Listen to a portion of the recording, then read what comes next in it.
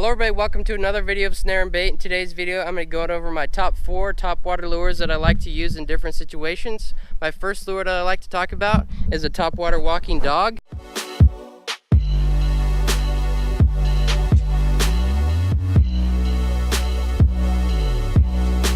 I'm also going to be showing you what it looks like in the water.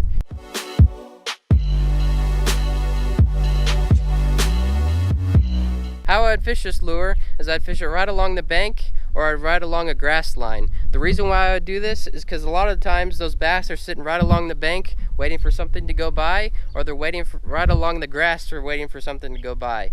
I've also got different lures I'd try if the grass is too tall or I'm looking for something for a different action. The next lure I'd like to talk about, number 2, is a topwater popper.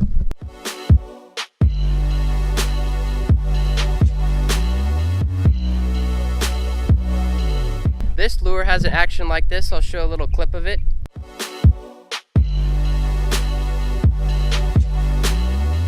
I'd use this popper in a little bit different way. This lure I'd use in the same application as a topwater dog. You don't want too much grass. You don't want this to get stuck in anything on top of the surface. But I'd use this in a different way. It has a little bit of different action to it. There's more of a popping noise to it, and this is a little bit louder than the topwater dog. I'd use this in different cases to where the topwater dog isn't working, or I want a little bit more of a pop out of the action out of this to try to get that reaction bite from the bass.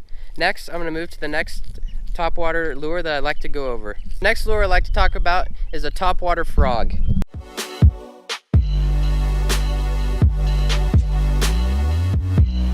Here's what it looks like in the water.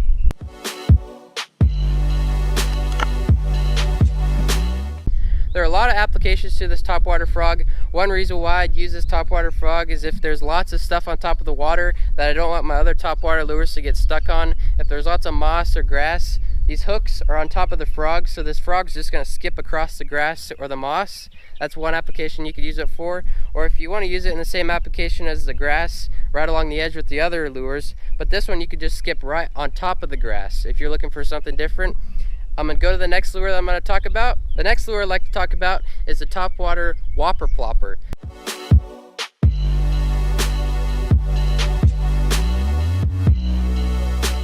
This lure has a different action to it than all these other lures that I've talked about. It has kind of a spinning tail. I'll show you a clip of what it looks like here. I'd use this whopper plopper in the same way I'd use a topwater dog popper. The hooks are on the bottom like those other lures were. It has about the same action, but there's just something a little bit different about this popper. It has a little bit different action to it.